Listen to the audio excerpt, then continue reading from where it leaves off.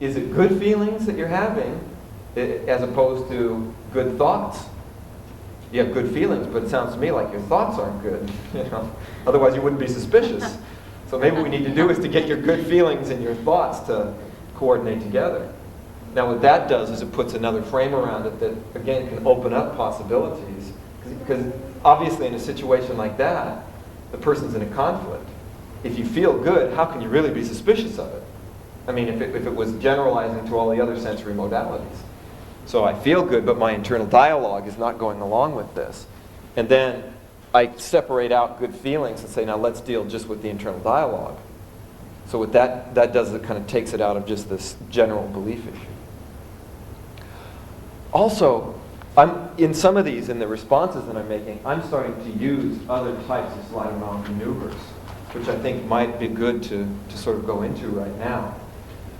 Because what I'd like to do for the next one is to have you set up a little bit different situation than me working one-on-one with somebody. Somebody plays a belief to me, and I have to create options in it. There's another form of sleight of mouth I think is very important, and that is resolving conflicts, whether it's in yourself or between two people. People have conflicting beliefs, and those beliefs will cause them to go into either polarity responses to one another or just cause a lot of resistance and stress. And one of your jobs, whether you're, again, business, therapy, health, whatever, is often to resolve conflicts. And whether it be internal conflicts of beliefs inside of one person in a health issue where they go, yes, I think I can get better, and no, I don't deserve to get better. Or whether it's a conflict in business where you've got to negotiate between two people who are fighting amongst each other. That being able to use sleight of mouth to set verbal frames to resolve conflicts is as important as stretching beliefs or creating more options in beliefs. So what I'm going to do is this. I'm going to present 4 new patterns, and what we're going to do is get into groups of 3s. 2 people are going to go outside and each going to take 2 of these 4 patterns each, and you're going to go set up a role play in which you will be in conflict with one another based on these patterns. And a role play can be anything that you choose. Then I'm going to have the third person who's staying in here, I'm going to have you stay in, and I'm going to teach you 2 other patterns. And your job is then going to be to resolve the conflict between the other people verbally, trying to use sleight of mouth. We'll be doing other things, but using sleight of mouth as a way to set beliefs so that these people can resolve their problem. They won't know which 2 you're going to be using. But I think you'll find that to be interesting, is how sleight of mouth patterns weave together. So if somebody puts a consequence on you and your belief, what do you do to sort of counteract that? And where do you want to go with it? Do you want to just win an argument, or do you want to actually bring something to an appropriate resolution? So here's what we'll do. Let me teach the patterns, and then we'll get into the groups. So here's the first 4. One is going to be chunking down, the other will be chunking up. One's going to be counterexample, and then changing frame size. One meta comment about the whole process, by the way. I like to state these things sometimes because I think they're important. One, we're learning this in a structured way. I'm giving you a structure for how to think about language. When you actually use this, like when I'm responding to people's beliefs, I don't necessarily think about it from the structure. The structure builds an intuition in me, and I respond from the intuition.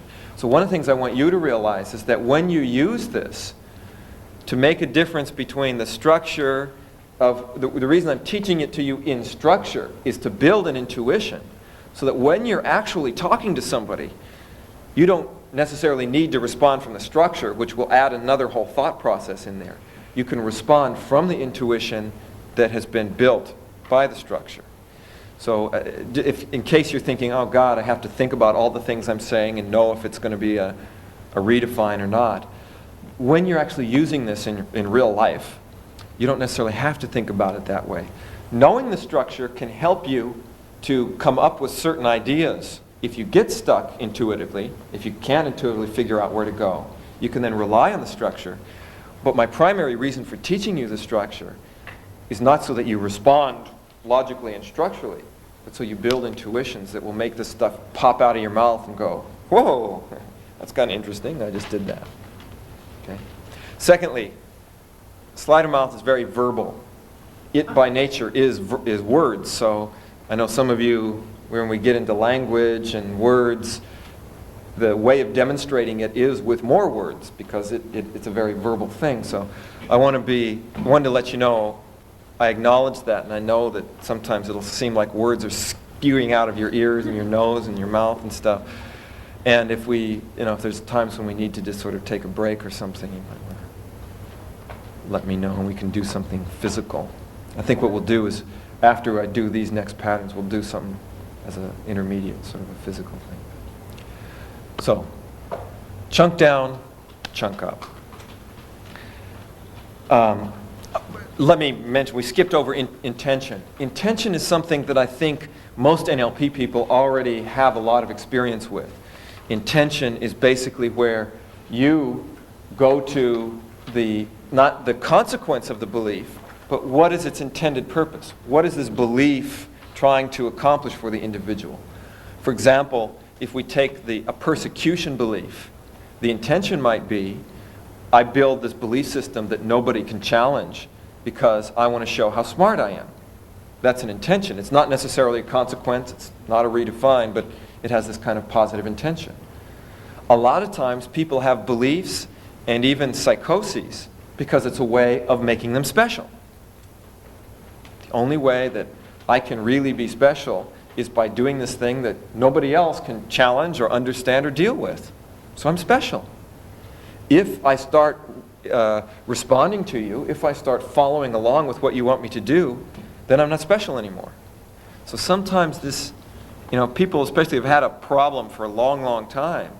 There becomes this quality of specialness, this intention of uniqueness. So think about that as a possible frame to go to in terms of, it's the standard NLP reframe. What is the intention behind this behavior, behind this belief? So I just want to mention that one. I think you'll probably be familiar with it, and you're certainly welcome to use it. Chunking down. When I chunk down, I'm going to be breaking the elements of this belief up into small enough pieces that it actually changes the relationship that is defined by the belief. So for example, if somebody goes, saying mean things means you're a mean person, and you say, well, which syllable had the most meanness in it, so that I know which ones to change? Yeah, I mean, that's your response. It's like, well, that's silly. It doesn't work that way. If I chunk it down small enough, it doesn't fit anymore. The relationship can't hold if I break it down into intonation patterns, syllables, letters. I can't make it work that way. So that's what chunking down does.